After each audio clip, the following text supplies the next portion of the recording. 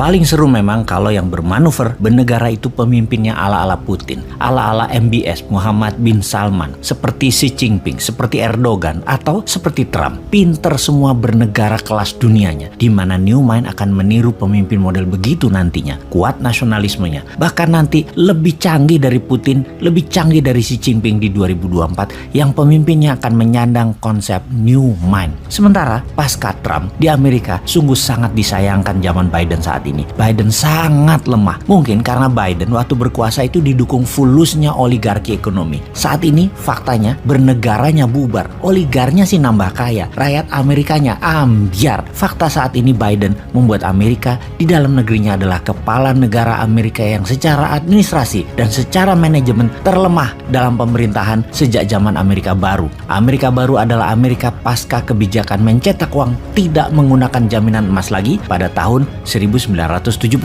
Printing dolar inilah yang membuat Amerika seperkasa sekarang. Terpilihnya Biden dan Kamala Harris adalah boneka oligarki Amerika yang memilih presiden lemah. Lepasnya Afghanistan di awal jabatannya adalah bukti nyata kelemahannya, dan sekarang di dalam negeri Amerika yang namanya maling itu sudah terang-terangan. Amerika di dalam negerinya terjadi krisis ekonomi dan krisis kepercayaan yang tertinggi terhadap pemerintahannya saat ini. Kriminal saat ini di mana-mana terjadi di dalam negeri Amerika, dan di luar negeri sekarang Amerika ditantang Rusia di sisi Eropa dan ditantang Tiongkok di sisi Laut Natuna Utara. Kita review Rusia sebentar.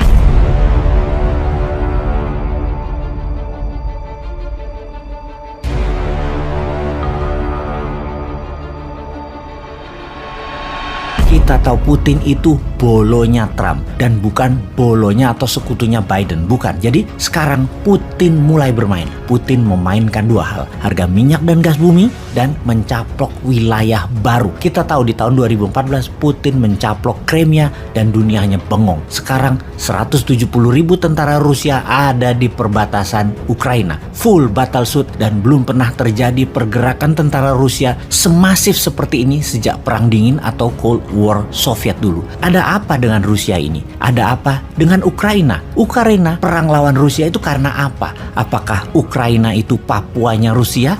Atau mirip seperti Timor Timurnya Indonesia? Atau ambisi Putin bagaikan sakit hatinya Nazi Jerman terhadap Yahudi dan wilayah yang dipengaruhi Yahudi mulai dianeksasi digabung oleh Jerman. Yahudinya kemudian dibantai. Apakah seperti itu Putin itu? Kita akan bedah Putin dari alasannya, kemudian dari rencananya.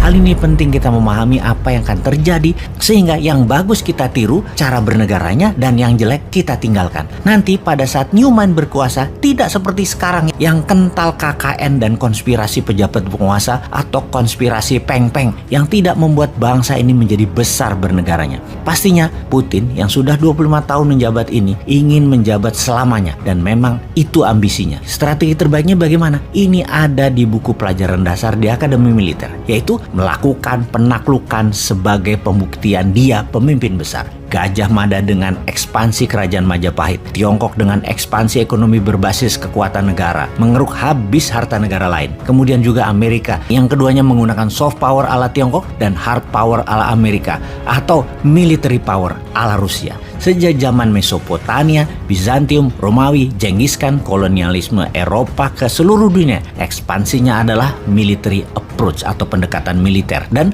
Rusia karena di kepala Putin sebagai anggota KGB sangat menyesalkan waktu Soviet bubar dulu, yang membuat banyak negara-negara kecil pecahan Uni Soviet muncul. Mempunyai ambisi kemudian yaitu membuat Soviet baru di bawah Konfederasi Rusia.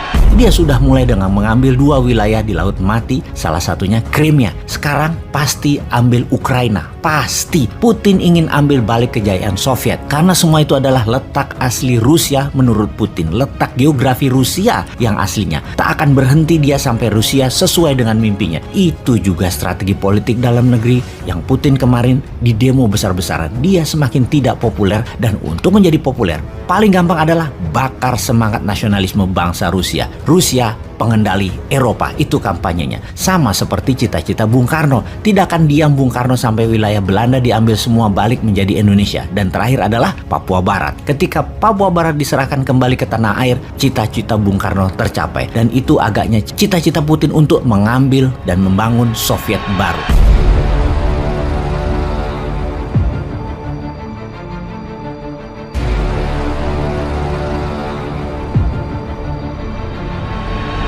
Beda kalau New Mind punya cita-cita. Balikin peta Nusantara kembali. Mulai dari Jazirah Malaysia, Filipina, sampai negara selatan Pasifik kita akan gabungkan. Lebih agresif lagi cara kita ini. Cuman caranya tidak military power. Tidak soft power ala Tiongkok nyogok pejabat-pejabat. Tidak hard power ala Amerika. Kita akan pakai smart power dan ikhlas power. Mereka gabung sendiri di bawah Konfederasi Nusantara. Lihat aja nanti. Baik, kembali ke topik. Dapat disimpulkan, Putin pasti akan ambil Ukraina. Perang akankah terjadi di wilayah itu? Nah, ini akan kita jelaskan sebentar lagi. Tujuan Putin ambil Ukraina adalah kembalikan kejayaan Soviet. Wilayah asli Rusia dijayakan olehnya kembali. Dirinya akan mendeklar sebagai New Tsar, gaya baru dibungkus demokrasi ala-ala. Membuat dirinya pemimpin seumur hidup di Rusia. Disinilah New Mind melihat peluang besar dan berharap perang Ukraina terjadi. Kita akan jadi negara besar dengan peluang itu. Maka hanya New Mind yang berharap Ukraina dicaplok Rusia atau Taiwan dicaplok Tiongkok. Pasti Indonesia langsung menjadi negara besar. Ini kalau New Mind yang pegang negaranya. Kalau Lord, ya gua nggak tahu. Paling urusannya cuman cuan.